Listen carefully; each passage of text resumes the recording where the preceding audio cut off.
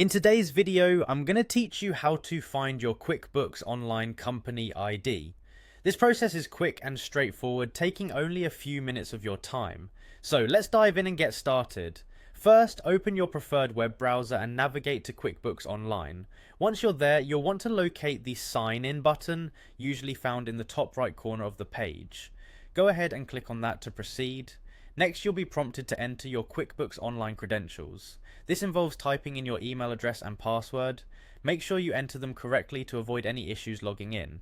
If you have any trouble remembering your login details, you might want to use the Forgot Password feature to reset them.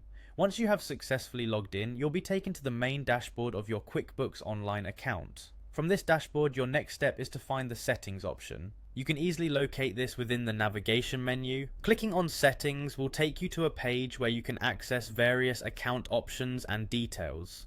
It's important to familiarize yourself with the Settings page, as it's where all the important account management functions are located. Now, within Settings, look for the Additional Info section. This is where you will find more detailed information about your QuickBooks account. Clicking on Additional Info will present you with a list of specific details that pertain to your business. You're getting closer to your destination. As you explore the information under the Additional Info section, keep an eye out for a listing or heading labeled Company ID. This is the moment you've been waiting for. You will now be able to see your unique company ID number. This number is crucial for various administrative and customer support processes, so it's a good idea to make a note of it or save it in a secure location where you can easily access it when needed.